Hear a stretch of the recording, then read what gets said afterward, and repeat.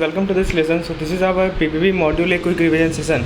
So let's begin with unit 1. दोस्तों अगले 1 घंटा में मैं आप लोगों को मॉड्यूल ए का जितना भी इंपॉर्टेंट पॉइंट्स है वो मैं समझा दूंगा, तो आप अंतिम तक बने रहें। और दोस्तों इसी प्रकार से मैंने अपने और भी सब्जेक्ट्स के क्विक रिविजन सेशन लाए हैं आपके लिए, जिसका आप एक्सेस कर सकते हैं। डिटेल आपको डिस्क्रिप्शन में दोस्तों डिस्क्रिप्शन सेक्शन में आपको बाकी सब्जेक्ट के क्विक रिविजन सेशन का लिंक मिल जाएगा।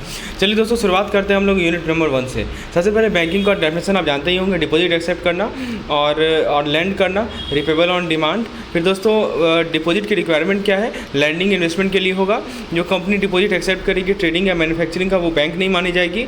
फिर दोस्तों डिपॉजिट जो है, मनी का जो डिपॉजिट है, आप देखिए बैंकर कस्टमर रिलेशनशिप क्या है, तो मनी का जो डिपॉजिट है वो या तो डिमांड पे होगा या वो टर्म डिपॉजिट होगा, यानी कि वो टर्म या पीरियड के एक्सपायरी पे होगा। 2 तरह का डिपॉजिट होता है। डिमांड डिपॉजिट होता है, यानी जब डिमांड करेंगे तब मिलेगा, या वो किसी टर्म के एक्सपायरी पे होता है। डिपॉजिट के सोर्स की बात करें तो मल्टी बेनिफिट सोर्स होते हैं। कोऑपरेटिव सोसाइटी होती है जो कि एक्सेप्ट करती है डिपॉजिट अपने मेंबर से, वो कब बैंक में कवर नहीं किया जाता है।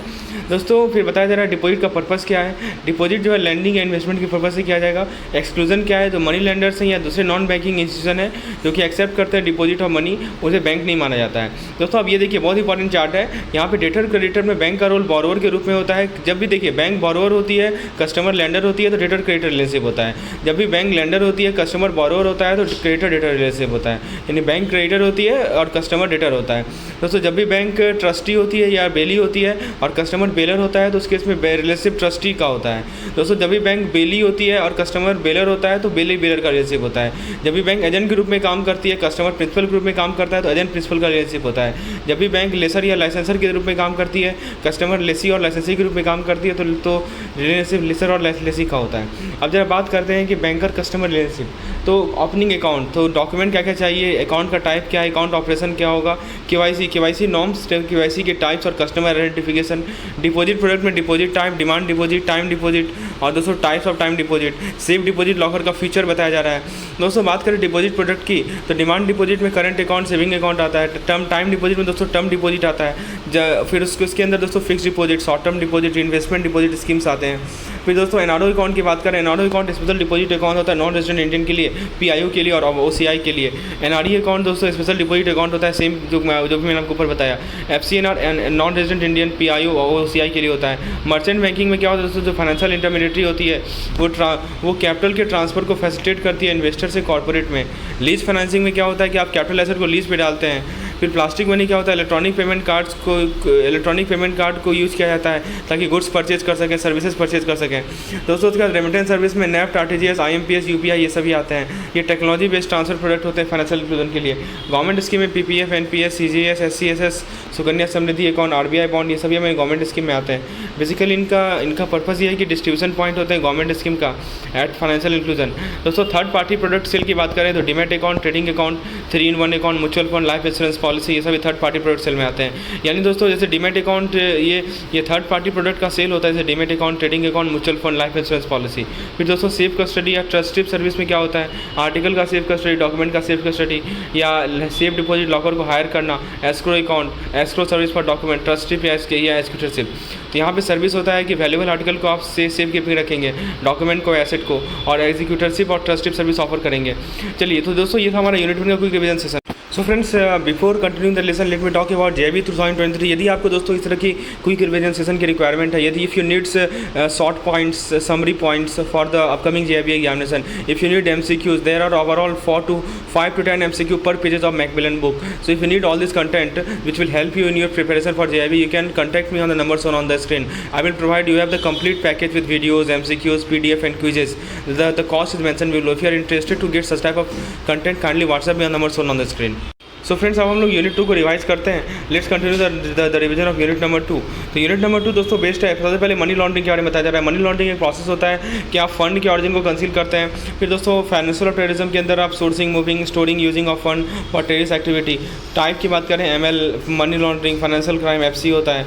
उसके बाद दोस्तों नेक्स्ट आता है हमारा टेररिस्ट फाइनेंसिंग। ये सभी इंटरकनेक्टेड होते हैं। FATF financial action task force एक ग्लोबल ऑर्गेनाइजेशन है जो कि मेजर लेती है कि कैसे क्या क्या मेजर लिया जाए फाइनेंशियल सेक्टर बिजनेस के द्वारा।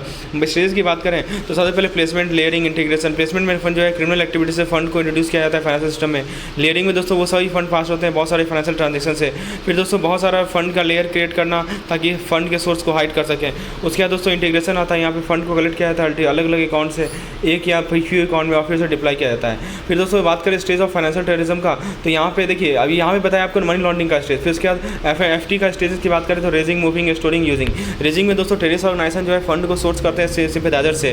उसके बाद दोस्तों मूविंग में क्या होता है, कलेक्टेड फंड को मूव किया जाता है place of the establishment of terrorist organisation. दोस्तों ये हमारा क्विक रिवीजन सेशन है, that's why moving fast because we have to revise the entire content in the smallest amount possible. So if you want to get more detail you can purchase our video course. I have explained each and every concept in detail. So friends, storing में क्या होता है कि जो भी fund raise किया जाता है उसको पार्क किया जाता है बैंक अकाउंट में दूसरे फाइनेंशियल इन्वेस्टमेंट में। यूजिंग में क्या होता है कि जो आपका रेज्ड फंड है उसको यूज़ किया जाता है for the purpose of carrying out terrorism act और various organisation related activities. Objective क्या है दोस्तों कि PMLA का मेन ऑब्जेक्टिव ये है कि आप डिटेक्ट करें, प्रिवेंट करें मनी लॉन्ड्रिंग और टेररिस्ट फाइनेंसिंग एक्टिविटीज़ को। EML फ्रेमवर्क के ऑब्जेक्टिव की बात करें तो क्रिमिनल इवेंट को प्रिवेंट करता है कि फाइनेंशियल सिस्टम को यूज़ करे, क्रिमिनल एक्टिविटी को स्प्रेड करने से रोकता है। दोस्तों कौन कौन सी एंटिटी इन्वॉल्व है ALM फ्रेमवर्क में, तो पहले RE है, RE यानी रिपोर्टिंग एंटिटीज़। उसके बाद FIU financial intelligence unit India. उसके बाद ED होते हैं, इन्फोर्समेंट डायरेक्टर, स्पेशल कोर्ट होते हैं। फिर कुछ रेगुलेटर्स होते हैं बहुत सारे बिजनेस एक्टिविटीज़ के। मनी लॉन्ड्रिंग ऑफेंस की बात करें सेक्शन 45 है PMLA का, जितने भी ऑफेंस होते हैं PMLA का वो कॉग्निजेबल है और नॉन वेलेबल ऑफेंस है। सेक्शन 4 है PMLA का, जो पनिशमेंट होता है मनी लॉन्ड्रिंग ऑफेंस का वो रिग्रेस इम्पनिशमेंट होता है जो कि 3 साल और 7 साल के बीच में होगा as per the gravity of the offence. Money laundering का रिस्क परसेप्शन, मनी लॉन्ड्रिंग या FT का रिस्क का प्राइमरी सोर्स होता है कस्टमर। और दोस्तों फिर बात करें क्या क्या मेजर्स है मनी लॉन्ड्रिंग रिस्क को मिटिगेट करने का, तो बैंक जो है एप्रोप्रिएट मेजर लेगी कस्टमर को समझने के लिए, उनके फाइनेंशियल डीलिंग को समझने के लिए, डिटेक्ट करेगी, रिपोर्ट करेगी सस्पिशियस एक्टिविटी को FUIND को। दोस्तों कंप्लाई करेगी एप्लीकेबल लॉ से, एडुकेटली स्टाफ को ट्रेन करेगी KYC ML प्रोसीड्यूर में। दोस्तों की एलिमेंट की बात करें KYC पॉलिसी का, तो customer acceptance policy, customer identification policy, risk management, transaction monitoring. फिर दोस्तों बात करें designated director, principal office, AML team.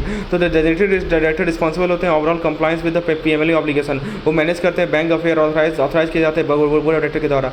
दोस्तों डेजिग्नेटेड डायरेक्टर मैनेज करते हैं पार्टनर को पार्टनरशिप केस में, प्रोप्राइटर को मैनेज करते हैं प्रोप्राइटरशिप कॉन्सर्न केस में, ट्रस्टी को मैनेज करते हैं ट्रस्ट के केस में। प्रिंसिपल ऑफिसर मॉनिटर करते हैं KYC AML पॉलिसी के इंप्लीमेंटेशन को, ये रिपोर्ट करते हैं ट्रांजैक्शन को, शेयर करते हैं इन्फॉर्मेशन FUIND, ये लाइसेंस मेंटेन करते हैं लॉ इन्फोर्समेंट एजेंसी के साथ। प्रिंसिपल ऑफिसर दोस्तों ये इंश्योर करते हैं कि पीरियडिकल रिपोर्ट का सबमिशन और टॉप मैनेजमेंट या बोर्ड को ये AML मॉनिटरिंग सिस्टम को अपडेटेड रखते हैं हमारे प्रिंसिपल ऑफिसर। उसके बाद AML टीम रिव्यू करती है, अपडेट करती है KYC पॉलिसी को, ये गाइड करती है बिजनेस और operation function on the basis of customer identification, ये अंडरटेक करती है ML और TF risk assessment of the bank. उसके बाद दोस्तों ये हमारी AML टीम असिस्ट करती है बिजनेस ऑपरेशन यूनिट को कि कस्टमर रिस्क कैटेगराइजेशन में।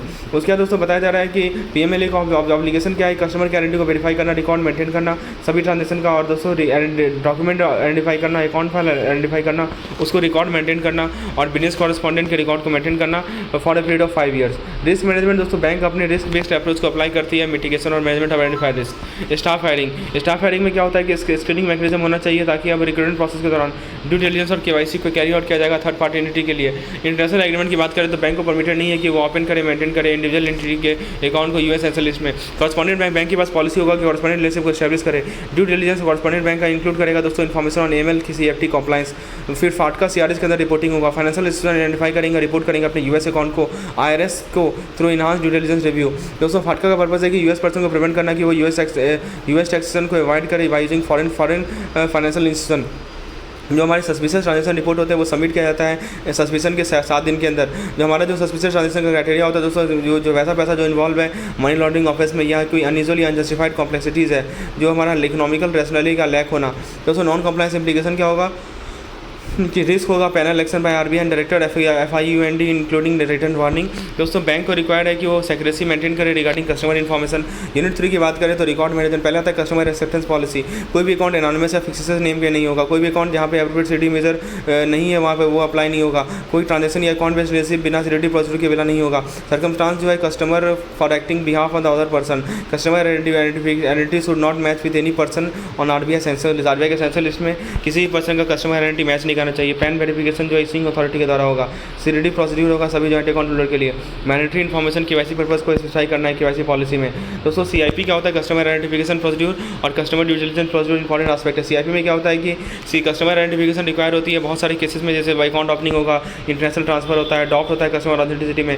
सीडीडी क्या होता है दोस्तों, इन्फॉर्मेशन होता है नेचर और बिजनेस एक्टिविटी के बारे में, location, mode of payment, volume of turnover. Individual दोस्तों डॉक्यूमेंट चाहिए जैसे Aadhaar number, officially valid document, फिर permanent account number, recent photograph. यदि चेंज इन नाम में कोई चेंज होगा तो OVD with previous name along with marriage certificate और गैजेटेड नोटिफिकेशन, ये सभी चीज़ की जरूरत होती है। आधार बेस्ड केवाईसी में आधार को यूज़ किया जाता है केवाईसी पर्पस के लिए। दोस्तों customer using Aadhaar for credit benefit और सब्सिडी अंडर स्कीम, इसमें क्या है, बायोमेट्रिक ऑथेंटिकेशन मैंडेटरी है। तो लिमिटेशन क्या है कि offline verification can be done, biometric not. यदि आप बायोमेट्रिक ऑथेंटिकेशन नहीं कर पा रहे हैं तो ऑफलाइन वेरिफिकेशन कर सकते हैं। कस्टमर वॉलंटरी आधार को यूज़ कर आइडेंटिफिकेशन के लिए तो ई-केवाईसी ऑथराइजेशन या offline verification can be done. फिर दोस्तों non face to face customer with aggregate balance up to 1 lakh, इसमें ओटीपी बेस्ड आधार वेरिफिकेशन होता है। जितने भी फाइनेंशियल ईयर में क्रेडिट होगा वो 2 लाख से ज़्यादा नहीं होगा और केवल टर्म लोन को सैंक्शन किया जाएगा जिसका एग्रीगेट अमाउंट 60,000 से ज़्यादा नहीं होगा। डिपॉजिट और बोरोवेबल अकाउंट को नहीं अलाउ किया जाएगा 1 साल से ज़्यादा समय के लिए। जो हमारे सोल प्रोप्राइटरशिप फर्म होते हैं वहाँ पे दोस्तों कस्टमर ड्यू डिलिजेंस प्रोप्राइटर और किसी 2 का लेना होगा, जिसमें registration certificate issued by municipal authority, sales and income tax return, CST, VAT, GST certificate. फिर दोस्तों IC इंपोर्टर एक्सपोर्टर कोड जो कि प्रोप्राइटरी कंसर्न के द्वारा इशू किया जाता है DGFT के ऑफिस के द्वारा। उसके बाद सर्टिफिकेट रजिस्ट्रेशन डॉक्यूमेंट जो कि sales tax, service tax, professional tax authority issue करते हैं, ये सभी चलता है। फिर दोस्तों बताया जा रहा है कि एंटिटी के टाइप कौन कौन से होते हैं। इंडिविजुअल में आपको प्रूफ ऑफ आइडेंटिटी चाहिए और एड्रेस और पैन नंबर चाहिए। सोल प्रोप्राइटरशिप में दोस्तों प्रूफ ऑफ आइडेंटिटी, एड्रेस चाहिए, PAN card, income tax return, utility bill चाहिए। कंपनी के केस में certificate of incorporation, memorandum and article of association, PAN card, beneficiary owner detail, board resolution, KYC document चाहिए। Partnership firm के case में दोस्तों registration certificate, partnership deed, PAN card, beneficiary owner detail, power of attorney चाहिए। Trust के case में certificate of registration, trust deed, PAN card, form number 60, ये सभी चाहिए। हमारे जो सेल्फ हेल्प ग्रुप होते हैं उसमें सभी ऑफिशियल बिहेवियर का सीरीडी चाहिए, तो बहुत इंपॉर्टेंट दोस्तों। सो पार्टनरशिप के केस में दोस्तों, पार्टनरशिप केस में रजिस्ट्रेशन सर्टिफिकेट, पार्टनरशिप डीड, उसके बाद PAN card, beneficiary owner detail, power of attorney, KYC document, ये सभी चाहिए। ट्रस्ट में certificate of registration, trust deed, PAN card, form 60, beneficiary owner detail, power of attorney, KYC document. Unincorporated association और body of individual case में resolution of the managing body, PAN card, power of attorney, beneficiary owner detail, KYC document. Self help group के case में जो saving bank account है तो सारे office behaviour का CDD, यदि क्रेडिट लिंकिंग अकाउंट है तो सारे मेंबर का CDD। फॉरेन स्टूडेंट केस में पासपोर्ट चाहिए, फोटोग्राफ चाहिए, एडमिशन लेटर चाहिए। दोस्तों ये जो पॉइंट आपको मैं समझा रहा हूँ, बुक में आपको लंबा लैंग्वेज लिखा हुआ है, इसको मैं आपको शॉर्ट करके टेबल मैटर में समझा रहा हूँ क्योंकि it takes lot of effort to produce each and every content. So kindly like the videos because this content which you are getting it takes lot of effort and time to make such content. दोस्तों API की बात करें तो SEBI specified document होता है respective categories के लिए। KYC policy की बात करें तो यदि केवाईसी इन्फॉर्मेशन में कोई चेंज नहीं है तो सेल्फ डिक्लेरेशन लिया जाएगा LEI के द्वारा along with letter from an authorised official. यदि केवाईसी इन्फॉर्मेशन में चेंज होगा तो केवाईसी प्रोसेस सेम रहेगा, onboarding a new customer, PAN form 60 requirement for existing customer, bank को ऑप्टेन करना है पैन फॉर्म 60 या equivalent e document within the date to be notified by the central government ने date notify कर दी है। दोस्तों अल्टरनेट मोड्स क्या है सीडीडी प्रोसीड्यूर का, थर्ड पार्टी की तरफ CDD video based customer identification process जिसको VCIP कहते हैं, डिजिटल केवाईसी होता है। VCIP के लिए क्या होता है, onboarding new customer, conversion of account open in non face to face mode by OTP based Aadhaar e KYC, updation periodic updation of KYC for eligible customer. VCIP का इंफ्रास्ट्रक्चर क्या होता है दोस्तों, टेक्निकल इंफ्रास्ट्रक्चर, टेक्नोलॉजी इंफ्रास्ट्रक्चर को house किया जाएगा अपने premise और बैंक के प्रीमाइस में। VCIP कनेक्शन और इंटरेक्शन जो है ऑरिजिनेट करेगा अपने सिक्योर नेटवर्क डोमेन से, एंड टू एंड इंक्रिप्शन होगा डेटा का एज पर इंक्रिप्शन स्टैंडर्ड। दोस्तों VCIP प्रोसीजर का साइलेंट एस्पेक्ट की बात करें तो केवल RE जो रिपोर्टिंग एंटिटी के ऑफिशियल है वही ऑपरेट करेंगे प्रोसेस को, सीक्वेंस को और type of question during video interaction shall be valid. फिर identification information shall be obtain using OTP based Aadhaar की KYC, offline verification of Aadhaar, KYC record downloaded from CKYCR। दोस्तों डिजिटल केवाईसी प्रीरिक्विजिट की बात करें तो एक एप्लीकेशन को डेवलप करना है ताकि अवेलेबल हो सारे कस्टमर टच पॉइंट पर डिजिटल केवाईसी के लिए। लॉगिन ID और पासवर्ड या लाइव OTP के माध्यम से एक्सेस हो सकता है। फिर दोस्तों केवाईसी प्रोसेस की बात करें कस्टमर के साथ, लाइव फोटोग्राफ कस्टमर का होगा, वो इम्बेड होगा एप्लीकेशन फॉर्म में, जिसको CF कहते हैं। जो बैकग्राउंड होगा वो white, background should be white and no other person shall come into the frame. फिर दोस्तों GPS coordinate, authorised official name, unique employee code and date of time stamp to appear on the captured live photograph customer. फिर दोस्तों बात करें regulation related to CKYC, पहला है दोस्तों ई-KYC service, bank को प्रोवाइड करना है ई-KYC सर्विस बहुत सारे डिलीवरी चैनल में। और KYC यूजर एंटिटी जिसको KUA कहते हैं, KUA का फुल फॉर्म होता है KYC यूजर एजेंसी। तो बैंक को क्या करना है कि ई-KYC सर्विस प्रोवाइड करना है बहुत सारे डिलीवरी चैनल में, और साइन करना है KUA। KUA क्या होता है? KYC user agency agreement UIDA के साथ। तो बैंक क्या करती है? KUA को एग्रीमेंट को साइन करती है UIDA के साथ। फिर दोस्तों बताया जा रहा है कि post capture of photograph and information, जो ऑथराइज ऑफिसर होते हैं वो वेरीफाई करेंगे जो पिक्चर में जो डॉक्यूमेंट का पिक्चर है वो मैच कर रहा है CAF में जो इंटर किया गया है। जो कस्टमर का जो लाइव फोटोग्राफ है वो मैच करेगा डॉक्यूमेंट की फ़ोटो से। जो भी डिटेल है CAF में उसके अंदर मैंडेटरी फील्ड होंगे वो प्रॉपर्ली फील्ड होंगे। एक OTP मैसेज भेजा जाएगा कस्टमर के अपने मोबाइल नंबर पे ताकि वो डिटेल को वेरीफाई करें। OTP को वैलिडेट किया जाएगा कस्टमर की साइन के साथ। दोस्तों वायर ट्रांसफर में क्या होता है कि हमारा जो क्रॉस बॉर्डर वायर ट्रांसफर होता है वो कंप्लीट होता है एक्यूरेट और मीनिंगफुल ऑरिजिनेटर इन्फॉर्मेशन जैसे नाम, एड्रेस, अकाउंट नंबर। दोस्तों डोमेस्टिक वायर ट्रांसफर 50,000 तक और ऊपर का वो ऑरिजिनेटर के इन्फॉर्मेशन से कंप्लीट होगा, जैसे उसका नाम क्या है, एड्रेस क्या है, अकाउंट नंबर क्या है। आइडेंटिफिकेशन किया जाएगा कस्टमर का जो कि इंटेंशनली स्ट्रक्चर कर रहा है wire transfer below 50,000 to avoid reporting और मॉनिटरिंग। दोस्तों ऑरिजिनेटर इन्फॉर्मेशन जो है प्रिजर्व किया जाएगा कम से कम 5 साल के लिए बाय द ऑर्डरिंग बैंक। जो इंटरमीडिएट बैंक है वो इंश्योर करेगा कि जितने भी ऑरिजिनेटिंग इन्फॉर्मेशन है वो वायर ट्रांसफर के द्वारा जो है कंपनी की जा रहे हैं वो रिटेन्ड हो ट्रांसफर के साथ। दोस्तों बात करें issue and payment of demand draft की, तो कोई भी डोमेस्टिक रेमिटेंस ऑफ फंड होगा डिमांड ड्राफ्ट या मेल या TT के माध्यम से, नेट IBS के माध्यम से for 50,000 above shall be effected by debit. दोस्तों फिर बताया जा रहा है कि जो चेक है, ड्राफ्ट है, पे ऑर्डर है, बैंकर चेक है, उसको प्रेजेंट नहीं किया जाएगा payment beyond the period of 3 month of date of issue. पता ही आपको 3 महीने का समय रहता है। चेक ट्रांसफर सिस्टम क्या होता है कि चेक इमेज को कैप्चर किया जाएगा, ट्रांसमिट किया जाएगा electronically instead of physical movement of the cheque. Clearing cycle को शॉर्टन किया गया T+1 डेज में। चेक जो रिटर्न किया जाएगा, रिटर्न जैसे मान लीजिए कि रीजन मान लीजिए कि इनसफिशिएंट बैलेंस है, सिग्नेचर मिसमैच है, इसको आप 3 महीने के बाद प्रेजेंट नहीं कर सकते। अकाउंट पे चेक का कलेक्शन के बारे में बताया जा रहा है। अकाउंट पे चेक को कलेक्ट नहीं किया सकता किसी और के द्वारा और in the pay consent. Bank जो है अकाउंट पे चेक को कलेक्ट कर सकती है जो भी ड्रॉ किया गया है अमाउंट नॉट एक्सीडिंग 50,000, यानी 50,000 से कम का यदि चेक को ड्रॉ किया गया है तो बैंक उसे कलेक्ट कर सकती है in the account of cooperative credit society. यानी 50,000 तक का जो चेक है उसको कोऑपरेटिव क्रेडिट सोसाइटी के अकाउंट में बैंक जो है ये कर सकती है। उसके बाद मनी मूल्स की बात करें तो दोस्तों क्रिमिनल जो है थर्ड पार्टी अकाउंट को यूज़ करते हैं जिसको हम लोग मनी मूल्स कहते हैं, ताकि वो लॉन्डर करते हैं proceed from fraud scheme. Money moles को रिक्रूट किया जाता है spam emails, advertisement, social networking site के माध्यम से।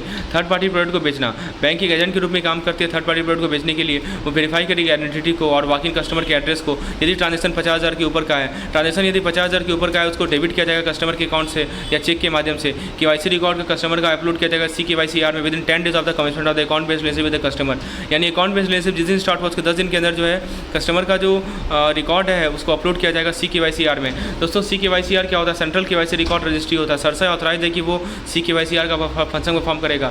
यूनिक KYC आइडेंटिफायर एक यूनिक नंबर होता है या कोड होता है जो कि असाइन किया जाता है कस्टमर को CKYC के द्वारा। KYC डेटा जो कि पर्टेन होता है किसी इंडिविजुअल अकाउंट से जो कि ओपन किया गया 1 जनवरी 2017 के बाद वो अपलोड किया जाएगा रेगुलरली CKYC पे।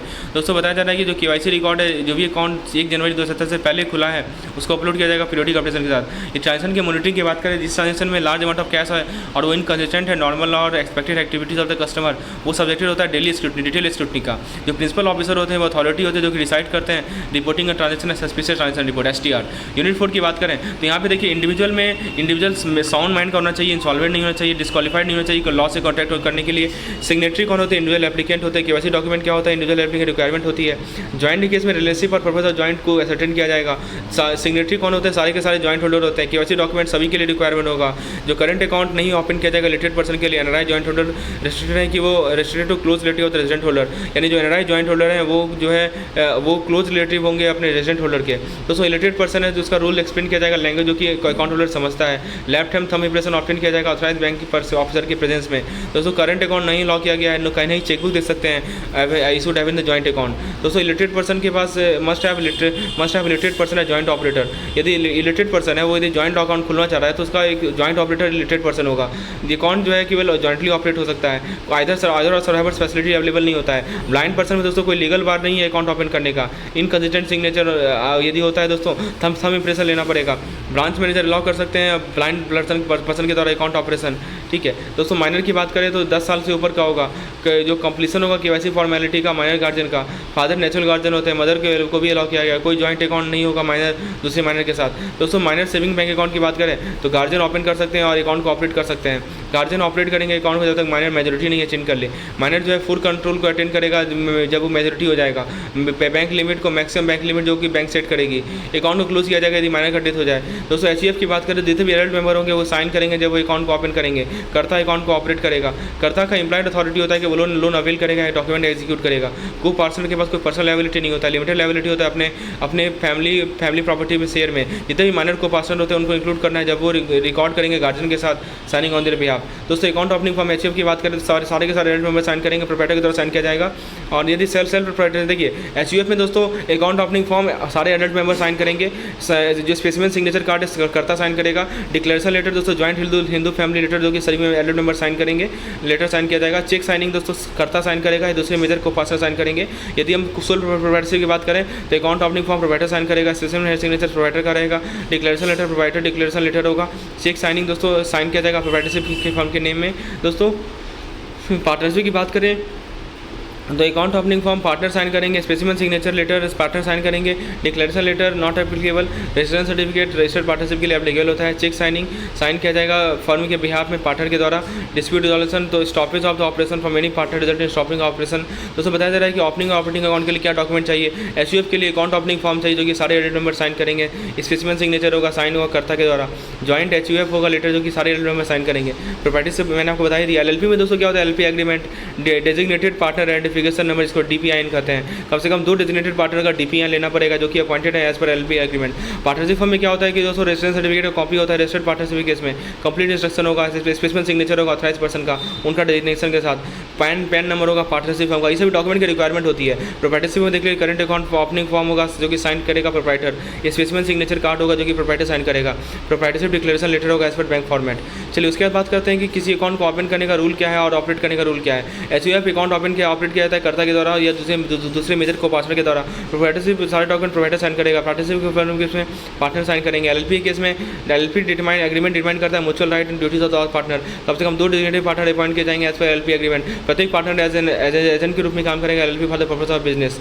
दोस्तों small limited liability company case में एलएलपी जहाँ पे कंट्रीब्यूशन जो है 25 लाख से ज़्यादा नहीं हो और टर्नओवर जो है 40 लाख से ज़्यादा नहीं हो प्रीसीडिंग फाइनेंशियल ईयर में, उसको स्मॉल एलएलपी माना जाता है। पार्टी सो अकाउंट ओपनिंग की बात करें तो इसको रिजोल्यूशन होता है डेजिग्नेटेड पार्टनर के द्वारा।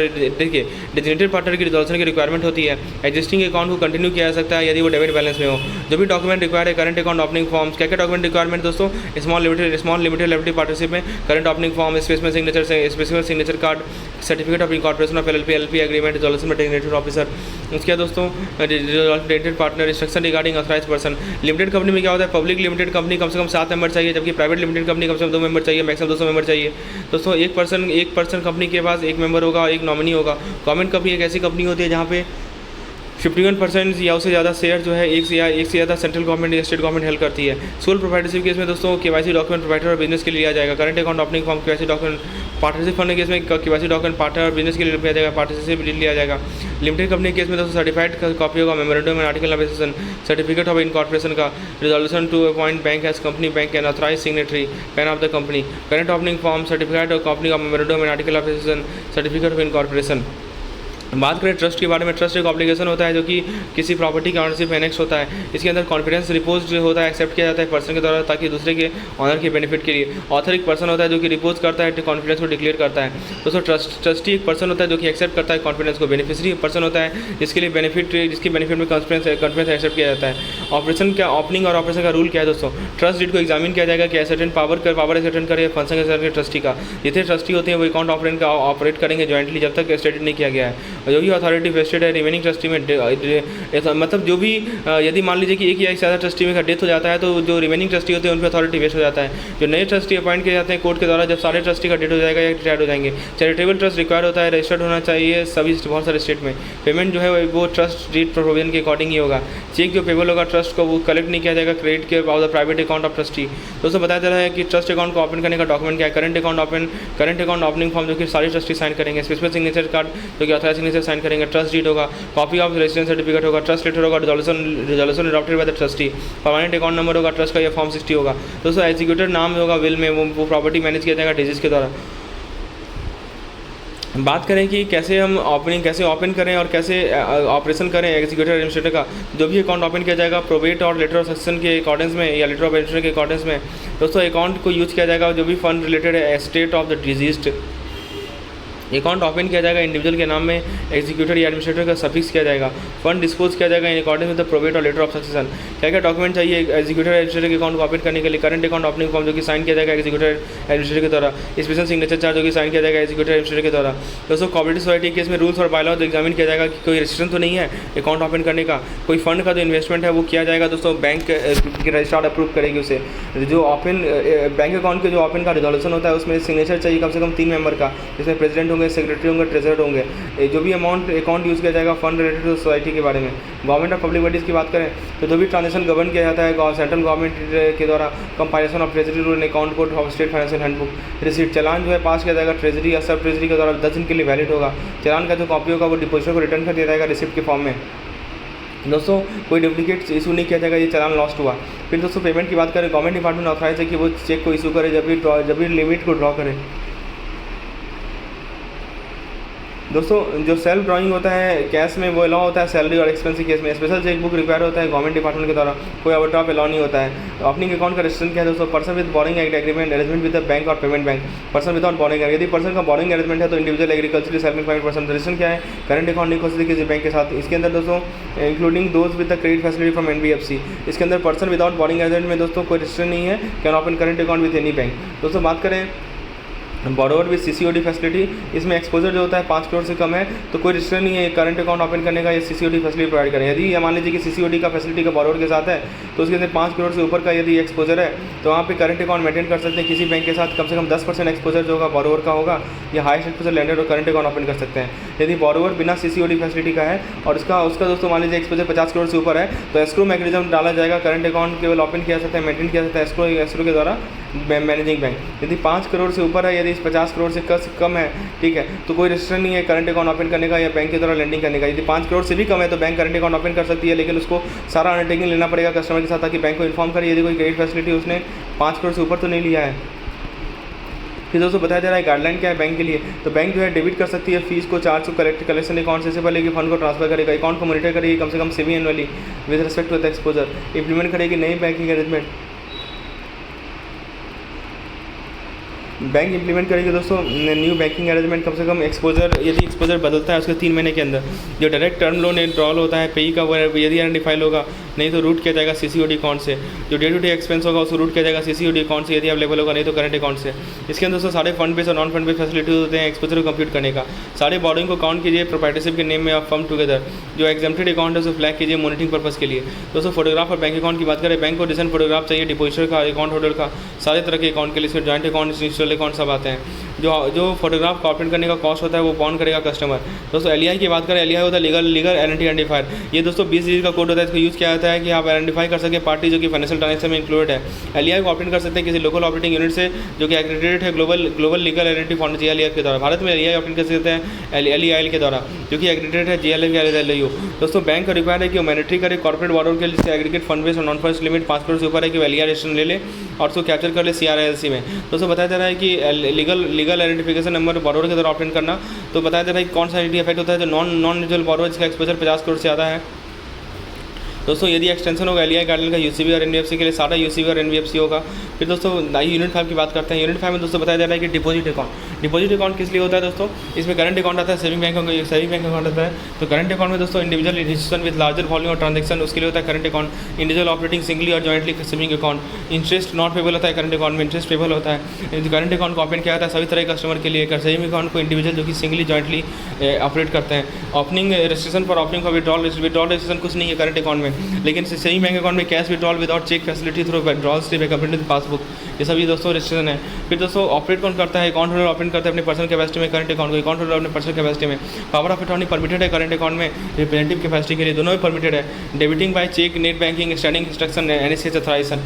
फिर दोस्तों ATM फैसिलिटी इंडिविजुअल को प्रोवाइड किया जाता है, ठीक है, नॉट स्पेसिफाइड। फिर दोस्तों बताया जा रहा है कि फीचर क्या है, एलिजिबिलिटी क्या है सेविंग अकाउंट का, पर्पस देख लीजिए, ट्रांजेक्शन का टाइप क्या होता है, कैश विड्रॉल कैसे होता है, डिपॉजिट क्या है, इंटरेस्ट रेट क्या है, बैंक का बैलेंस सीलिंग क्या है, एलिजिबिलिटी क्या है, individual minor karta FHUF entitle with entities with RBI approval, withdrawal limit क्या है दोस्तों, पासबुक क्या, पासबुक कब इशू किया जाएगा, अकाउंट का ट्रांसफर कैसे होगा। फिर दोस्तों टाइप ऑफ अकाउंट की बात करें, स्टाफ अकाउंट, स्टाफ अकाउंट में क्या होता है कि नंबर ऑफ अकाउंट में भी रेस्ट्रिक्टेड, जितने भी चेक्स होंगे उसको स्क्रूटनाइज किया जाएगा। थर्ड पार्टी चेक या डीडी नॉट अलाउड है।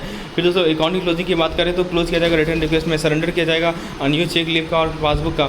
BSBD की बात करें तो फ्री ऑफ चार्ज है, कोई मिनिमम बैलेंस रिक्वायरमेंट नहीं है। Deposit of cash. फिर दोस्तों इसके बात करें तो डिपॉजिट और collection of cheque including government agencies, कोई लिमिट नहीं है कितना नंबर ऑफ वैल्यूज डिपॉजिट हो सकते हैं मंथ में। फ्रेंड्स KYC प्रोसेस की बात करें तो यदि KYC इन्फॉर्मेशन में कोई चेंज नहीं होगा तो सेल्फ डिक्लेरेशन फॉर्म लिया जाएगा लीगल एंट्री कस्टमर के द्वारा along with letter from authorised official. यदि KYC इन्फॉर्मेशन में चेंज लाना है तो KYC प्रोसेस को सेम होगा एज पर द और onboarding a new customer. Alternate mode of CRD procedure, CRD by third party, video based conferencing, VCIP। I think we have discuss all this aspect.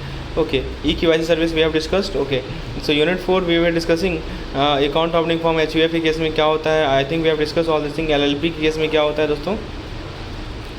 Okay, so now let's discuss our cooperative society के case में कैसे government public bodies के case में क्या क्या rules है, क्या क्या रेगुलेशन है। तो गवर्नमेंट पब्लिक में दोस्तों ट्रांजेक्शन गवर्नमेंट की जाती है सेंट्रल गवर्नमेंट के द्वारा। Compilation of treasury rules and account code of the state financial handbook.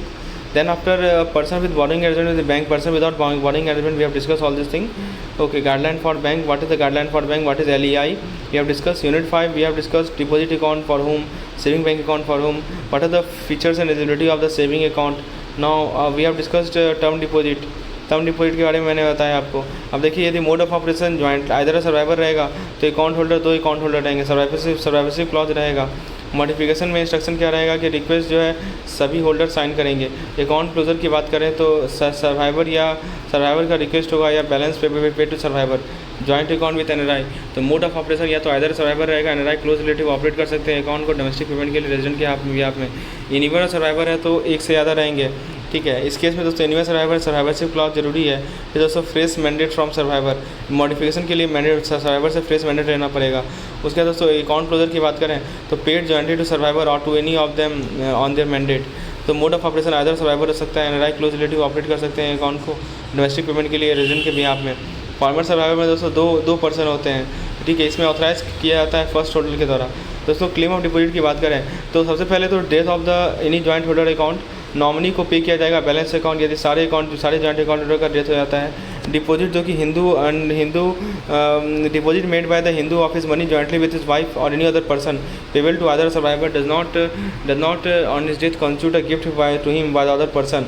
Depositor के डेथ होने पे या किसी डिपॉजिटर का डेथ होने पे जॉइंट अकाउंट के केस में तो mandate regarding the operation of his account will be treated as cancelled. यदि सेविंग अकाउंट डिजीज़ का जो है तो देखिए दोस्तों केस स्टडी यहीं से बनता है। यदि दोस्तों किसी डिजीज़ का सेविंग अकाउंट के पास नॉमिनी रजिस्टर्ड नहीं है और वो जॉइंट अकाउंट नहीं है तो बैंक जो है कंसिडर करेगी paying the money to the legal heirs. दोस्तों फिर बताया जा रहा है कि कन्वर्जन ऑफ अकाउंट के बारे में, एग्जिस्टिंग सिंगल अकाउंट को जॉइंट अकाउंट में कन्वर्ट करना या आइदर सर्वाइवर अकाउंट में कन्वर्ट करना तो लेटर लेना पड़ेगा एग्जिस्टिंग अकाउंट होल्डर से, जो कि बताएगा कि किस पर्पज़ से जॉइंट अकाउंट में कन्वर्ट किया जा रहा है। जो रिलेशनशिप क्या है प्रपोज जॉइंट होल्डर के साथ अटेस्ट करेगा specific signature of the new person has to obtain. यदि कस्टमर के पास जॉइंट अकाउंट होल्डर यदि कस्टमर मान लीजिए जॉइंट अकाउंट है बैंक के पास, वो कन्वर्ट करना चाह रहा है सिंगल अकाउंट में अपने नाम से, तो वो ऐसे अकाउंट को क्लोज कर दे। फिर दोस्तों बताया जा रहा है कि नॉमिनेशन फैसिलिटी का जो नॉमिनी होते हैं वो अपने सोल डिपॉजिटर के डेथ होने पर या सारे डिपॉजिटर के डेथ होने पर वो इंटाइटल होते हैं पैसा रिसीव करने के लिए।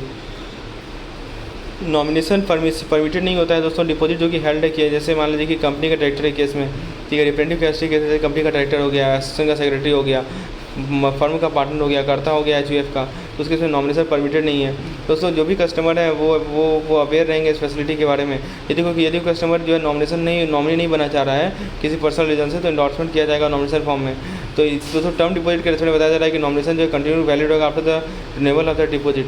दोस्तों बताया जा रहा है कि नॉमिनेशन जो है केवल इंडिविजुअल के फॉर्म में दिया सकते हैं, नॉमिनी माइनर है तो जो पर्सन नॉमिनेट करेगा वो अपॉइंट करेगा दूसरे पर्सन को जो कि माइनर नहीं होगा। फिर दोस्तों बताया जा रहा है कि nomination for deposit account, nomination is optional, nomination can be made at time opening the account और लेटर। नॉमिनी जो इंडिविजुअल होगा, नॉमिनी जो है नॉमिनेशन कैंसिल कर सकते हैं, चेंज कर सकते हैं। यदि नॉमिनेशन नहीं है तो अकाउंट प्रोसीड जो है लीगल हायर को पे किया जाएगा। नॉमिनेशन एप्लीकेबल नहीं होता है पार्टनरशिप फर्म या कंपनीज में, केवल एक नॉमिनी जो डिपॉजिट अकाउंट के होते हैं। दोस्तों यदि एक से ज़्यादा डिपॉजिट अकाउंट है तो can be appointed for sale deposit locker और सेफ कस्टडी आर्टिकल। दोस्तों जो हमारा सेपरेट नॉमिनेशन होता है प्रत्येक डिपॉजिट अकाउंट का, यदि डिपॉजिटर का मल्टीपल अकाउंट है नॉमिनेट कौन कर सकता है, सोल अकाउंट होल्डर कर सकता है इंडिविजुअल अकाउंट के लिए, जॉइंट अकाउंट होल्डर कर सकता है जॉइंट अकाउंट के लिए, guardian of account of minor कर सकते हैं जो कि account minor operated by guardian है। फिर guardian for account of minor jointly with guardian, lawful person authorised to act on behalf of the minor account, NRO NRE account can also be nominated. दोस्तों कौन nominate कर सकता है, किसे nominate किया जा सकता है दोस्तों? रेजिडेंट इंडिविजुअल को, माइनर जो कि गार्जियन के द्वारा रिप्रेजेंट किए जा रहे हैं, फिर नॉन रेजिडेंट इंडियन को, foreign national of Indian origin, foreign national of non Indian origin. दोस्तों बात करें पासबुक में एंट्रीज या अकाउंट बुक में जो स्टेटमेंट होता है उसमें एंट्रीज होता है, तो एंट्री स्टेट किया जाता है बाई क्लियरिंग बाई चेक के माध्यम से, ठीक है, कोई डिटेल नहीं जाता ACS या RBI IFT को। दोस्तों बात कर रहे हैं कि सेविंग बैंक पासबुक को मेंटेन करने का तरीका क्या है। पासबुक को एक्सेप्ट किया जाएगा, रिटर्न किया जाएगा अगेंस्ट टोकन, उसको रिस्पॉन्सिबल ऑफिसर हेल्ड करेंगे अपने नाम से, लॉक एंड की में रखा जाएगा। और फिर दोस्तों प्रोवाइडिंग मंथली स्टेटमेंट अकाउंट, तो मंथली प्रोड्यूसर अकाउंट स्टेटमेंट भेजा जाएगा, स्टैगर्ड यदि रिक्वायर हो तो। रेगुलर डिस्पैच चेक किया जाएगा इंस्पेक्टिव ऑफिसर के द्वारा। दोस्तों address telephone number in passbook statement of account, full address telephone number branch को मेंशन किया जाएगा। MICR कोड को प्रिंट किया जाएगा, IFSC कोड को प्रिंट किया जाएगा। दोस्तों चेकबुक इशू करना है, चेक को हैंडल करना, तो चेकबुक जो है chequebook issuing activity centralise, chequebook जो है सिक्योरली डिलीवर किया जाएगा।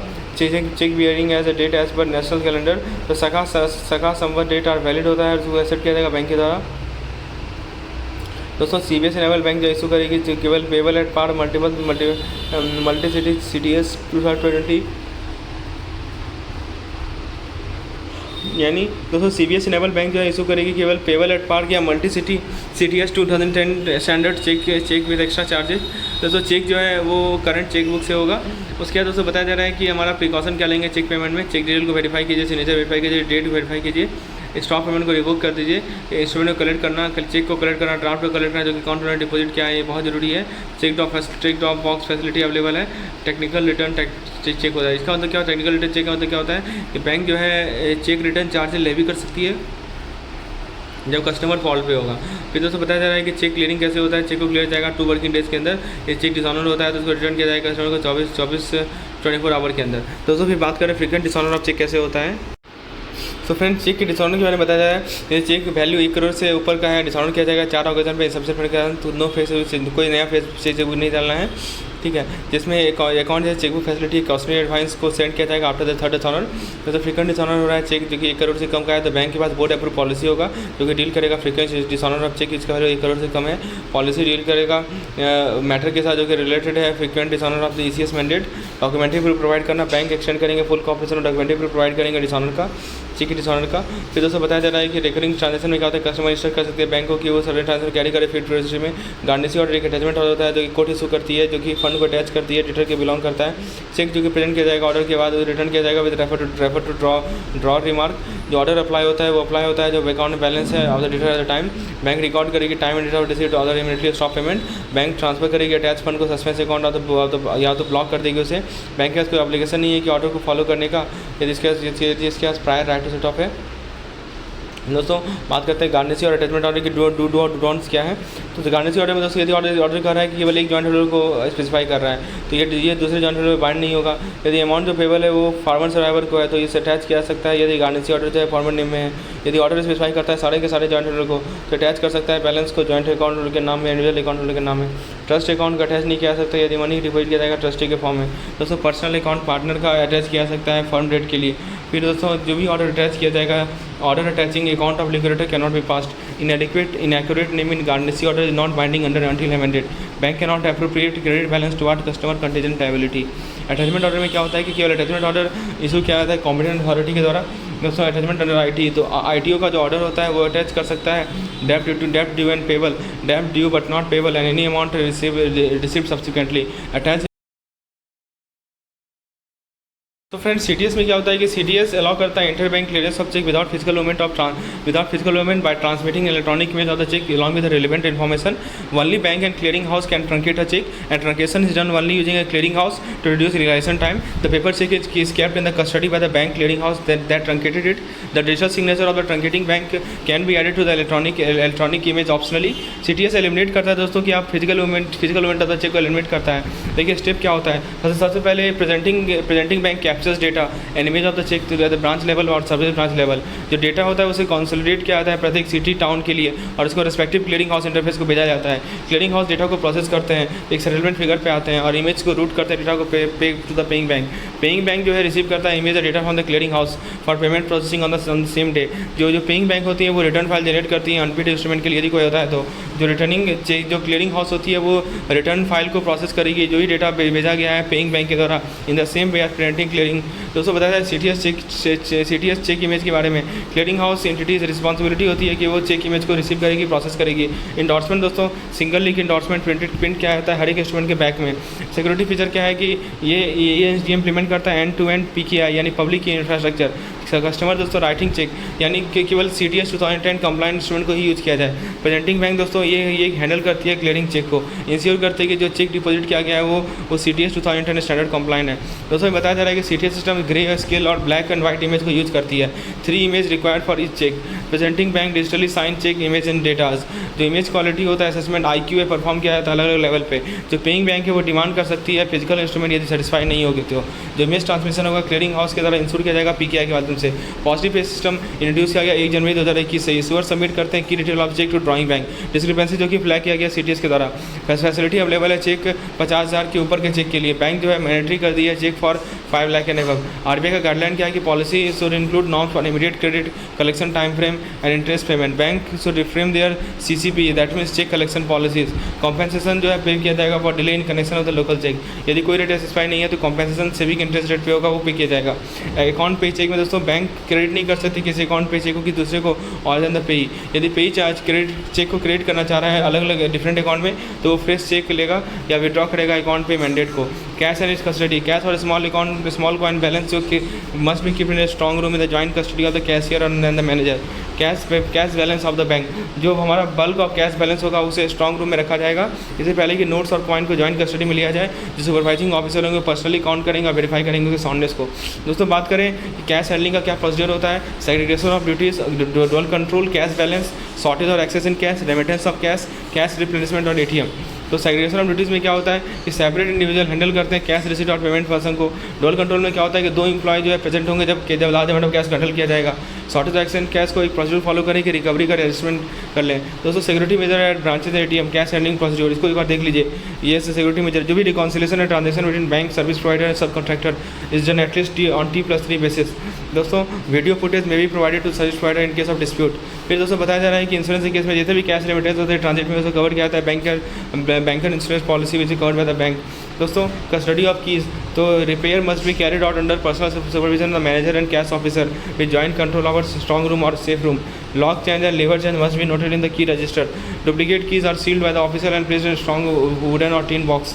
दोस्तों बात करें लोकेशन एंड बिल्डिंग डिज़ाइन की उसका नियम देख लीजिए। प्रोडक्टिव फिटिंग के नियम देख लीजिए। Payment and movement of large bulk cash का नियम देख लीजिए। ऑपरेशनल मेजर देख लीजिए। और लास्ट में दोस्तों detection and impounding of counterfeit note बताया जा रहा है। दोस्तों no credit to customer account is to be given for counterfeit note detected. The counterfeit note should be stamp as counterfeit note. Display notice should be promptly for information of public and incident of. Now let's revise unit number 7। आइए दोस्तों unit number 7 को revise करते हैं। Unit number 7 में दोस्तों बताया जा रहा है मैंडेट के बारे में। It is authority given by account holder to third person to act on his behalf. Mandatory signature verified by customer normally temporary for short period. Power of attorney एक document executed by the donor और principal in favour of donee agent to act on their behalf. 2 तरह के होते हैं power of attorney, general universal या specific limited होते हैं। जो जनरल POA होते हैं वो कन्फर करते हैं एक्सटेंसिव पावर टू डॉनी। जो स्टाम्प पर एग्जीक्यूट किया जाता है presence of notary public magistrate और गवर्नमेंट ऑफिसर। रिवोकेबल होते हैं प्रिंसिपल के द्वारा किसी भी टाइम पे फ्यूचर ट्रांजेक्शन के लिए। Stand revokes by death, insanity और इंसॉल्वेंसी ऑफ प्रिंसिपल। यदि हम डेलीगेशन ऑफ पावर की बात करते हैं joint account holder partner must sign POA mandate. जो लिमिटेड कंपनी होती है उनको स्पेसिफिक अथॉरिटी चाहिए पावर डेलीगेट के लिए। जो फिड्यूशियरी अटॉर्नी है उनके पास लिमिटेशन होता है अपॉइंटिंग राइट के लिए। बैंकर्स लीन दोस्तों बैंकर का राइट होता है कि वो पोजीशन रिटेन करेगा गुड्स का सिक्योरिटी का जो कि डेटर ने खरीदा जब तक डेट पे नहीं हो जाए। दोस्तों लीन की बात करें lien general lien give the right to retain the goods payable to the bank for the general balance of the account. Particular lien give the right to retain the possession of the goods in respect for which charges or due have arisen. Condition for particular security to fall under bank lien. So property should come in the hand of bank in its capacity as creditor bank. There should be no entrustment for special purpose which is inconsistent with the lien. No contract express or implied to exclude the lien. दोस्तों cases where bank right of lien cannot apply. Safe custody article, document money deposited for specific purpose. Article left negligently in the bank premises. Immature debts, stolen goods, no simultaneously right to the bank. Right to setup की बात करें तो debtor can take into account a debt owing to him by the creditor when paying a debt due to him to the creditor. Banker can adjust his claim from the amount payable to the customer.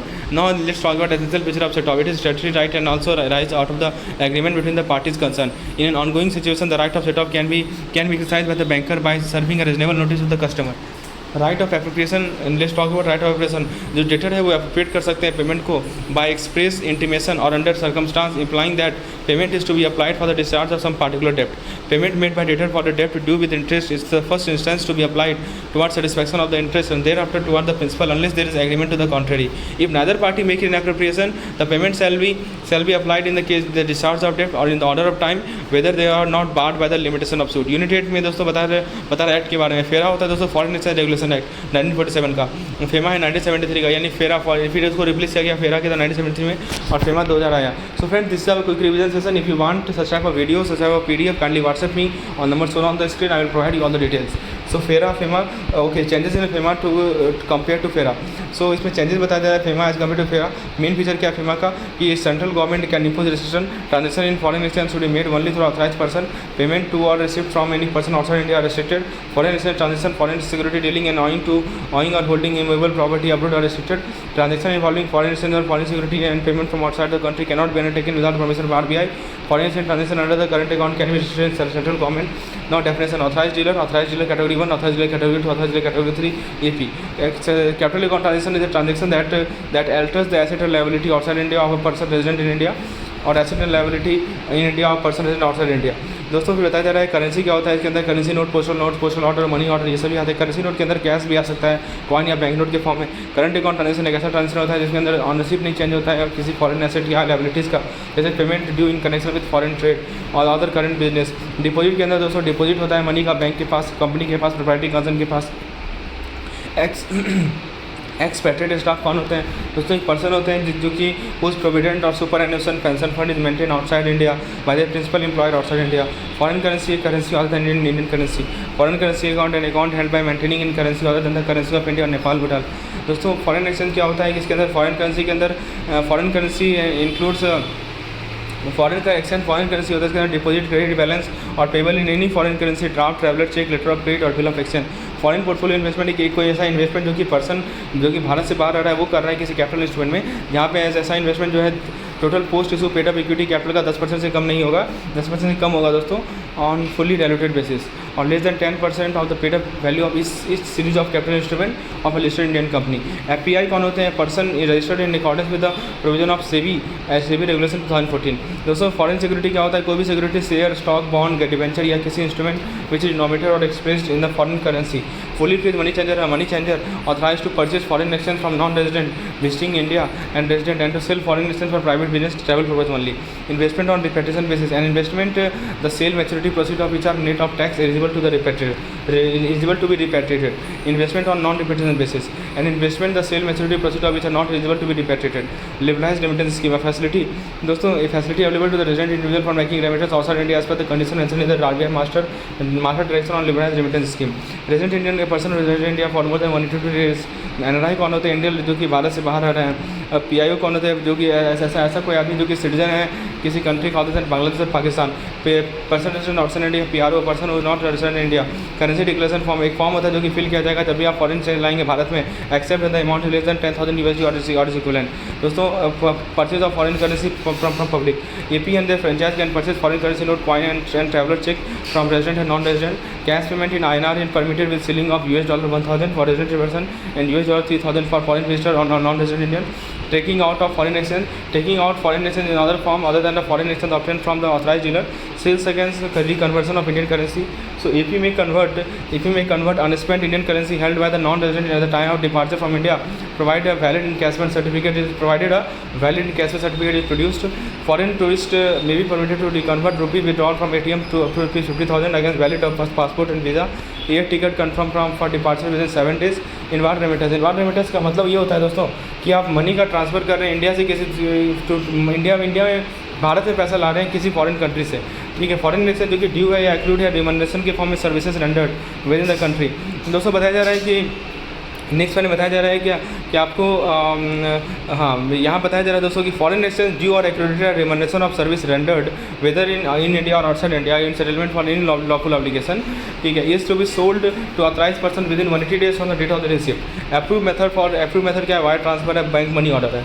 उसके बाद दोस्तों inward remittance की बात करें, FEMA does not specify any limit for the money being bought into India, transaction especially कौन कौन transaction prohibited है, schedule 1 में लिखा हुआ है दोस्तों, transaction permitted with prior approval, schedule 2 transaction permitted by authorised dealer after expired schedule 3। Inward remittance की type की बात करें, wire transfer, foreign currency type, remittance card, direct deposit, ACS transfer, transaction prohibited for outward remittance, remittance out of lottery winning, remittance of income for racing riding hobby, फिर remittance for purchase of lottery ticket, payment of commission और export made toward equity investment in joint venture. दोस्तों transaction permitted for outward remittance, payment through international credit card और for meeting expenses when on visit outside India. Other transaction can be permitted by authorised dealer up to the threshold limit. LRS की बात करें, individual can avail of foreign exchange facility during the financial year for the following purpose within the limit of $2.5 lakh only prescribed under LRS. Private visit to any country, Nepal, Bhutan, gift or donation, going abroad for employment, immigration। दोस्तों foreign currency draft जो है similar होता है bank draft से, लेकिन overseas भेजा जाता है। रेमिटेंस कार्ड दोस्तों रीलोडेबल डेबिट कार्ड होता है जो कैनेडा खरीद सकते हैं under the receipt name and send to the remittance. दोस्तों इनवार्ड रेमिटेंस लिमिट की बात करें, ये कोई लिमिट स्पेसिफाई नहीं है फेमा के द्वारा for money bringing bought into India. Transaction prohibited, release of foreign exchange for transaction remittance out of lottery winning और remittance for the purchase of lottery ticket.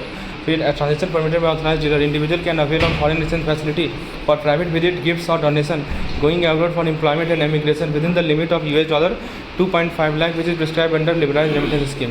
IDC होता है दोस्तों इंटरनेशनल डेबिट कार्ड, इसको issue किया जाता है AD bank के द्वारा किसी रेजिडेंट को फॉर यूज ऑफ क्रेडिट और debit card for payment, right, for payment of airline ticket. So storage value cards, check cards, smart card, they can be issued by AD Bank to resident traveling abroad for making payment at overseas merchant establishment and also for drawing cash overseas from ATM terminal. Redemption of unutilized balance on prepaid travel card. Now let's discuss eligible. Available to resident individual including minor person, not available to corporate partnership firm, HUF trust। LRS के बारे में बताया जा रहा है दोस्तों, maximum LRS जो amount permissible है फाइनेंशियल ईयर में वो है $2.5 lakh per head. So this is regarding liberalised remittance scheme. No restriction on amount of transaction. Purpose क्या है, can be use for any permitted current account और capital account transaction और any combination. Not permitted, it subsumes current account transaction. Remittance from margin और margin call to overseas exchange are not allowed. क्या क्या allowed नहीं किया गया दोस्तों ये बताया जा रहा है। It can not B, LRS को आप यूज़ नहीं कर सकते किसी दूसरे रेजिडेंट को गिफ्ट देने के लिए। It all other transaction not permissible under FEMA are not allowed. Private में क्या है दोस्तों, total amount in even financial transaction is limit to $2.5 lakh per financial year in irrespective of the number of visits क्या है, no foreign exchange permitted for visit to Nepal and Bhutan. The limit cover all to related expense including cost of rail, road, water transportation. AD में remit foreign exchange up to reasonable limit to what hotel accommodation, tour arrangement. फिर दोस्तों next point बताया जा रहा है कि आप देखिए टूरिज्म और बिजनेस के ट्रैवल के लिए 2.5 लाख का लिमिट है। फिर इराक और लीबिया ट्रैवल के लिए $5,000 US$ का लिमिट है। Travel to other specified country $3,000 US$ का लिमिट है।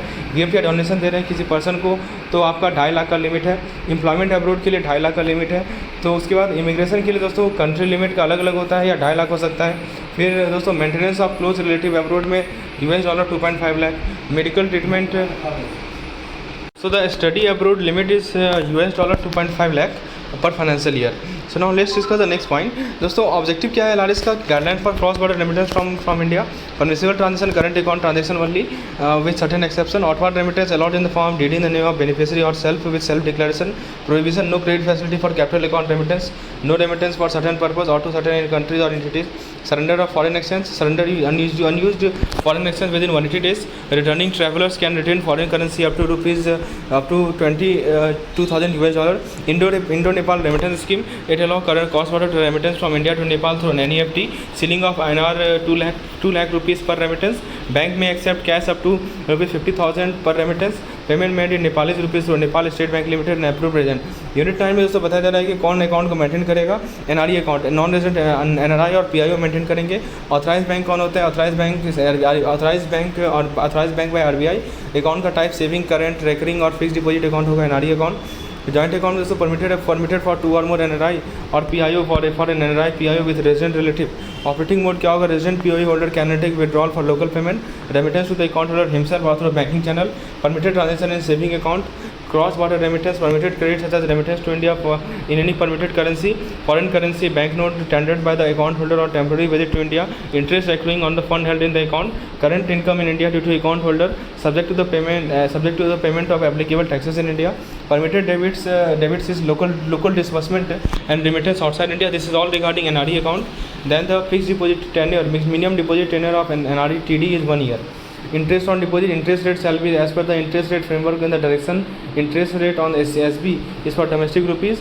Interest rate on NRE TD can vary on the different type of account. So now NRE account में दोस्तों फीचर क्या है कि interest is tax free, repatriable, minimum deposit required, interest credited at quarterly और shorter interval, penalty for premature withdrawal except for conversion to RFC account और transfer of business. RFC account दोस्तों for returning NRE के लिए होता है। TD not run for at least 1 year, rate not exceeding that of the SB held in RFC account. Other cases at contracted rate, interest payable on maturity for subsequent period at rate of domestic TD of similar maturity. Loan against NRI deposit, the loan grant किया सकता है India में किसी AD के द्वारा कि against NRI deposit but lien is not allowed in NRI saving account. So loan again NRE deposit बताया जा रहा है दोस्तों, लोन ग्रांट किया सकता है भारत में किसी एडी के द्वारा against NRE deposit but lien is not allowed on NRE. No monetary limit on loan amount, usually margin requirement should be applied.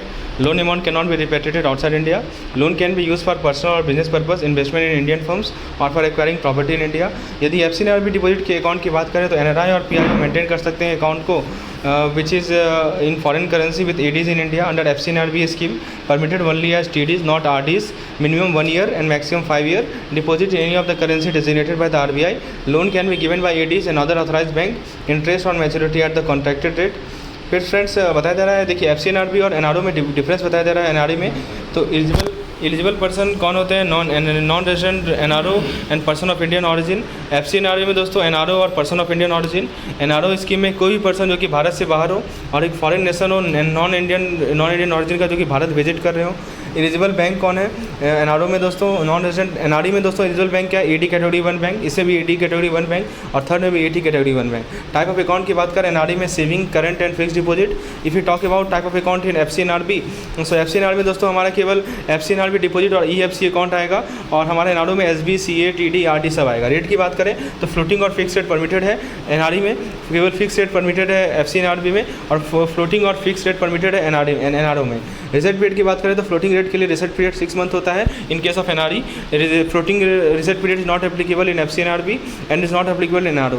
Reference rate दोस्तों overall overnight alternative reference rate होता है फॉर रेस्पेक्टिव करेंसी और swap rate quoted by the financial benchmark Indian private limited is not applicable in the case of NRO as well as FCNRB. Ceiling for interest rate for tenor less than 3 years, the permitted markup on the reference rate is up to 250 basis point, and for tenor between 3 to 5 years, the permitted markup reference is 350 basis point. Calculation of interest based on 360 days. तो NRE में दोस्तों interest calculation कैसे होता है? 360 day के basis पे होता है एक साल में, जिसमें इंटरेस्ट कैलकुलेट किया जाता है 6 मंथली रेस्ट पे and actual number of days of the residual period at the end. फिर दोस्तों यदि हम बात करें permitted credit, inward remittance, legitimate dues and transfer from any other NRO account for foreign nation visiting India, fund remitted from outside India through banking channel और by sale of foreign nation bought to India. Permitted debit यदि बात करें NRO account के लिए तो वो है हमारा local payment and transfer to other NRO account and in case of account for foreign nation visiting India no credit of local fund except interest accrued thereon. So friends next point बताया जा रहा है, ये देखिए यहाँ पे NRO account, यहाँ पे अकाउंट है, एलिजिबल पर्सन कौन होते हैं, पेमेंट का पर्पस क्या है, टेन्योर कितना होता है, everything is written in this particular chart. NRO account का देख सकते हैं detail of eligible person, business wide segregation, transaction restriction, उसी तरह एसएनआरआर अकाउंट। देखिए एसएनआरआर अकाउंट क्या होता है, तो ये कोई भी पर्सन जो कि भारत से बाहर है, बिजनेस इंटरेस्ट है बिजनेस भारत में, वो इसको अप्लाई कर सकता है ताकि बोनाफाइड ट्रांजेक्शन कंडक्ट कर सके आईएनआर में। Concurrent to tenure of the contract period operation business of the account maximum for 7 year, shall carry nomenclature of specific business business for which opened. Debit, credit, and balance must be incidental and commensurate with business operation. Cannot make available foreign exchange to any person resident in India. फिर दोस्तों बताया जा रहा है next point में कि यदि individual account रहेंगे उसके रिक्वायरमेंट क्या है, should be major by age and be sound by, I think we have discuss all this thing already friends. So now देखिए ट्रांसफर ऑफ इमूवेबल प्रॉपर्टी फिर क्या है, फिर repatriation of sale proceed of immovable property का क्या नियम है, इसमें आरबीआई की परमिशन चाहिए होती है. Prohibition on acquisition of transfer of immovable property, citizen of certain country need prior RBI permission to acquire और transfer immovable property in India. Creation of charge on immovable property, तो AD एक mortgage create कर सकते हैं किसी immovable property में भारत में जो कि एनआरआई और ओसीआई के द्वारा ऑन किया गया है. Repatriation of income and sale proceed of asset held abroad by NRI, तो एनआरआई जो कि भारत में रिटर्न कर रहे हैं वो रिपेट्रिएट कर सकते हैं अपने एसेट को या होल्ड कर सकते हैं उनके overseas as per the FEMA regulation. Investment by NRI और PIO, resident outside India may invest in Indian company as FDI or FPI. दोस्तों sector prohibited for investment, lottery business, gambling and betting, chit fund, TDR trading, retail real estate business. Permitted investment क्या होता है, investment by person resident outside India is subject to general rules, sectoral caps, investment limits. Remittance of asset sub topic है दोस्तों. Asset held by NRI PI, AD allow करते हैं remittance up to US dollar इतना million in financial year. Asset requiring RBI approval, तो prior approval RBI को लेना पड़ता है किसी एसेट के रेमिटेंस में. Acquisition of immovable property by NRI, purchase gift और inheritance, joint acquisition by NRI spouse. फिर दोस्तों यहाँ पे देखिए इन्वेस्टमेंट टाइप बताया जा रहा है, purchase sale of capital instrument of Indian company. Mode of purchase क्या होगा, मोड ऑफ पेमेंट क्या होगा, सीलिंग कितना होगा, परमिटेड डेबिट कितना है, रेमिटेंस ऑफ सेल प्रोसीड कितना है. फिर purchase sale of capital instrument of listed Indian companies, इसमें दोस्तों बताया जा रहा है. नेक्स्ट पॉइंट बताया जा रहा है कि permitted securities, restriction on investee firms, mode of payment, sale maturity procedure, permitted collateral. Friends next point बताया जा रहा है कि sale on recognise stock exchange in India, तो कैन सेल कैपिटल इंस्ट्रूमेंट और unit on stock exchange in India subject to adherence to pricing guidelines. अब unit 10 में दोस्तों type of account permitted India, EFC, RFC, RFCD, DDA.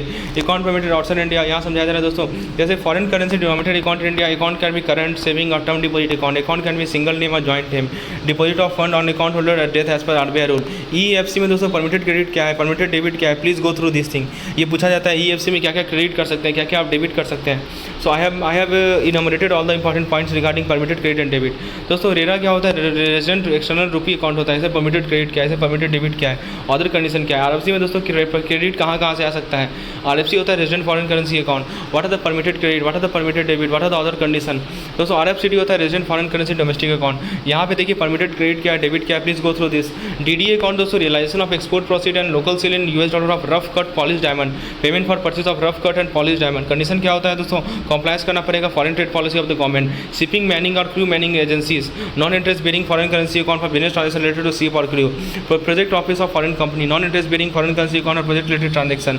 Then organiser of the international seminar conferences, उसका क्या account खुलेगा. दोस्तों foreign currency account with a bank in India, इसमें क्या क्या परमिटेड एक्टिविटीज़ होते हैं, deferred payment, export of construction project earning. फिर दोस्तों foreign currency account with a bank outside India, business related purpose, study abroad, during stay abroad. फिर participating in exhibition, trade fair, business related account. Foreign currency account for employed person, foreign currency on deputation to the office subsidiary of the foreign company in India, remittance of asset by foreign nation not being PIO. Now let's discuss what is the definition of foreign contribution, donation, delivery of or transfer of any article. Foreign source का definition क्या है दोस्तों, foreign government, international agencies, foreign citizen, foreign companies. Prohibition of on acceptance of foreign contribution, prohibited for candidate for election, correspondent, columnist, cartoonist, editor, owner, printer and publisher of registered newspaper. Restriction on acceptance of foreign hospitality, member of legislature, office bearer of political party and जजेस shall not accept foreign hospitality without prior permission of the central government. Requirement for accepting foreign contribution. Now let's discuss FCRA. FCRA act होता है जो कि regulate करता है acceptance and utilisation of the foreign contribution. Acceptance of foreign contribution. Only authorized individual organization with a certificate of registration or prior permission can accept foreign contribution. Procedure for receiving foreign contribution. Foreign contribution केवल receive कर सकते हैं FCRA account में जो कि SBI के द्वारा designate किया जाता है. A person can open other FCRA account in any scheduled bank of their choice for utilization of the fund. Unit 11 में दोस्तों बताया जा रहा है definition of cash management. This refers to the collection, concentration, disbursement of cash including. फिर दोस्तों क्या क्या डेवलपमेंट है कैश मैनेजमेंट सिस्टम में, कैश मैनेजमेंट सिस्टम कितना इंपॉर्टेंट है, बैंक कैसे शिफ्ट हो रही है सेल्स मिक्स में, मार्केट मार्केट क्या होता है फाइनेंशियल सर्विस का, ये बताया जा रहा है। Types of cash management service, cash collection service, direct credit by fund transfer. फिर दोस्तों cheque dated drawing arrangement, NEFT payment electronic channel, NACH payment facility, auto swing facility. Challenges क्या है दोस्तों, comprehending client line of activity, provision of advisory service. फिर दोस्तों decision regarding sourcing of software, special consultation for small and medium companies. Unit 13 में दोस्तों बताया जा रहा है NI एक्ट के बारे में। सेक्शन 31 बैंकर के लिए अप्लाई होता है, सफिशिएंट फंड होना चाहिए बैंकर। उसके बाद दोस्तों चेक बिल ऑफ एक्सचेंज होता है जो कि ड्रॉ किया जाता है किसी स्पेसिफिक बैंकर पे एज पर सेक्शन नंबर 6। दोस्तों सफिशिएंट फंड होना चाहिए, प्रॉपर्ली अवेलेबल होना चाहिए, when duly required to do so, compensate the drawer, the banker is liable to the drawer for any loss और damage due to the wrongful dishonour of the customer cheque. Section 85 दोस्तों protection grant करता है banker को। Protection grant किया जाता है जब भी कोई पेमेंट किसी होल्डर को किया जाएगा, सर्वेंट को किया जाएगा, एजेंट को किया जाएगा। सेक्शन 89 दोस्तों स्टेट करता है कि किसी इंस्ट्रूमेंट का क्या इफेक्ट पड़ेगा paying on which alteration is not apparent. तो दोस्तों उसके बाद सेक्शन 128 क्राइटेरिया लीड ऑन करता है payment in due course of cross cheque. उसके बाद दोस्तों बताया जा रहा है हमें ये different payment in due course का डेफिनेशन क्या होता है। सेक्शन 8, सेक्शन 89, सेक्शन 31 का क्या इफेक्ट है। Bank of Maharashtra MS messrs automotive engineering cooperative limited case बताया जा रहा है। Section 31 of the negotiable instrument act, protection of the paying banker. So all this thing have been written in the short form for your quick revision and you can take help of this PDF so as to quickly revise the entire PPV module. So if you are interested to get such type of PDF, kindly WhatsApp your number shown on the screen. I will provide you the detail. दोस्तों देखिए कुल मिलाकर section को यदि revise कर लें तो 13 deal करता है होल्डर इन ड्यू कोर्स का, 85 डील करता है चेक पेबल टू ऑर्डर, 85 डील करता है draft drawn by one branch of the bank to another payable on order, 89 डील करता है promissory note, bill of exchange या चेक मेटेरियली अल्टर्ड के बारे में, 120 डील करता है payment in due course of cross cheque. Unit 14 में दोस्तों नेगोशिएबल इंस्ट्रूमेंट एक्ट के बारे में बताया जा रहा है। पर्पस क्या है दोस्तों, grant protection to collecting banker. फिर नॉन लायबिलिटी क्या है, banker receiving payment of cross cheque for customer not liable even if they credit the customer account before receiving payment. Condition of protection क्या, act in good faith without negligence receive payment for customer. Additional provision क्या है, provision of section 131 apply to draft as per section 138। Collective bank का ड्यूटीज बताया जा रहा है दोस्तों। यहाँ पे एक चार्ट है, you can see the duties of collective bank. Unit 15 में दोस्तों बताया जा रहा है कि रेमिटेंस का टाइप क्या है, transaction DD, TT, MT, BC, NEFT, RTGS, DD क्या है, BC क्या है, BC का यूजेस क्या है दोस्तों, इनकम टैक्स प्रोविजन क्या है दोस्तों। फिर DD BC payment through banking channel for 50,000 through banking channel not through in cash. फिर दोस्तों cash payment limit for DD BC बताया जा रहा है कि 20,000 should not be make in cash but only through credit in bank account. फिर रिवैलिडेशन of DD कैसे होता है, डुप्लीकेट DD BC कैसे इशू होता है, DD BC MT TT NEFT RTGS। So all these things have been explained in this particular table। दोस्तों RTGS का minimum amount 2 lakh होता है, नो अपर सीलिंग है। EBT स्कीम में फैसिलिटेट करता है direct credit of payment due to the beneficiary account on time. फिर safe deposit locker क्या होता है दोस्तों, लॉकर रेंटल क्या है, what is customer due diligence case of locker rent.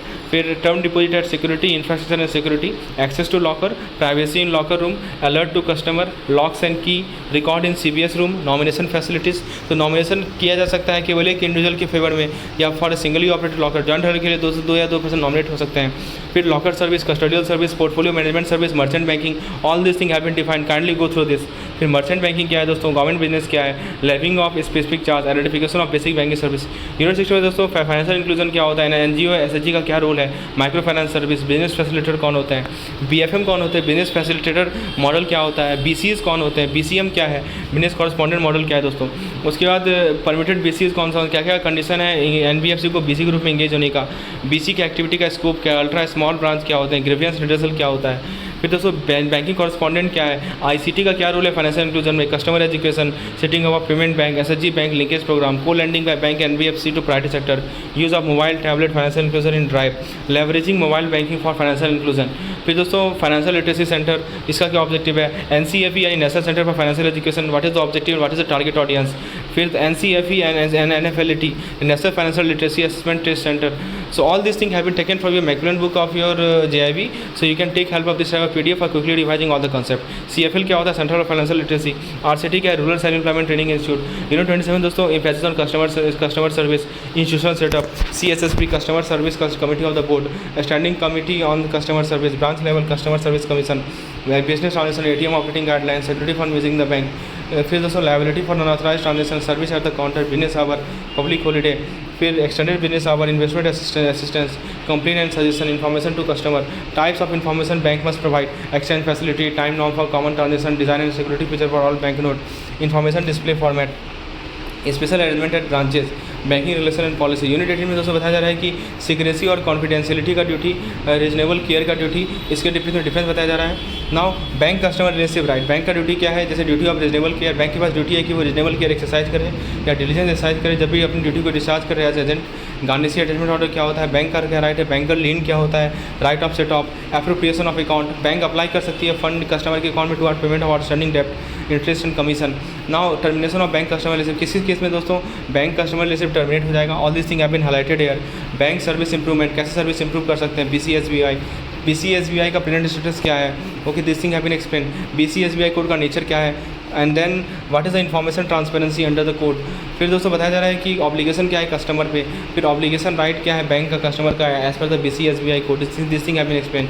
Unit दोस्तों 19 की बात करें तो यहाँ पे बताया जा रहा है customer complaint bank initiative by RBI। ये दोस्तों आपका ओम्बड्समैन से रिलेटेड है। ये इंट्रोड्यूस किया गया 1995 में as alternate mechanism banking ombudsman scheme. Complaint management system CMS होता है, 2019 में आया था। Model policy on grievance redressal, customer को ट्रीट किया जाएगा फेयरली और कंप्लेंट को डील किया जाएगा कर्सली, ठीक है। Complaint will be deal courteously with an timely manner. फिर availability of policy document, internal machinery to handle complaint. फिर दोस्तों compressor complaint redressal mechanism bank में क्या होता है, कैसा देखिए स्टेजेस क्या क्या है, 4 स्टेज में बताया, 8 स्टेज में कन्वर्ट किया गया है। ऑनलाइन डिस्प्यूट रिजोल्यूशन सिस्टम क्या होता है, ODR सिस्टम क्या है दोस्तों। उसके बाद दोस्तों ऑब्जेक्टिव क्या है, इलेक्ट्रॉनिक बैंकिंग ट्रांजेक्शन का, strengthening of grievance redressal mechanism in bank. So this thing have been explain. Direct link for lodging complaint, strengthening of grievance redressal mechanism in banks, and then types of complaint specified for disclosure, recovery of cost of redressal of complaint from bank, intensive review of grievance redressal mechanism, principal nodal office, recovery of cost of redressal of complaint from bank। फिर दोस्तों next point बताया जा रहा है कि award ombudsman क्या award देगा, कैसे प्रोसेसिंग होगा कंप्लेंट का और स्क्रूटनी होगा CRPC पे। RBI ओम्बड्समैन स्कीम क्या है, कंप्लेंट का rejection, deputy ombudsman, award and appeal. Unit 20 में दोस्तों कस्टमर का definition, commercial purpose, coverage of goods and service, consumer protection right, e-commerce, express warranty, definition, consumer right, person, establishment, all this thing have been explain.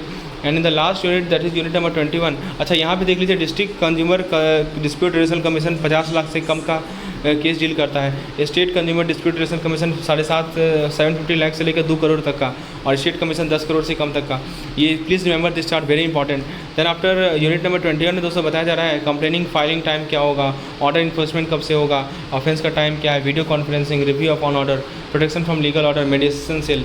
Unit 20 में दोस्तों बताया जा रहा है कि एक्ट का एप्लीकेबिलिटी, RTI एक्ट पूरे भारत में एप्लीकेबल होता है। पब्लिक अथॉरिटी कौन है, एग्जाम्पशन क्या है, अप्रोप्रिएट गवर्नमेंट क्या है, कॉम्पिटेंट अथॉरिटी कौन होती है, राइट टू इन्फॉर्मेशन क्या है, पब्लिक अथॉरिटी डेफिनेशन क्या होता है, access to information, forms of information, authorities for information. Now what is the obligation of public authority, what is the procedure for obtaining information. देखिए इसमें क्या है कि PIO के पास 30 दिन होता है, इन्फॉर्मेशन प्रोवाइड करेगा या रिक्वेस्ट को रिजेक्ट करेगा। PIO रिस्पॉन्ड करेगा within 48 hour request liability. So this was the complete revision of the module A. So if you want such type of PDF, if you want any type of assistance related to GIB, kindly WhatsApp me on the number shown on the screen, and please subscribe the channel so as to receive other quick revision session of other modules. Thank you.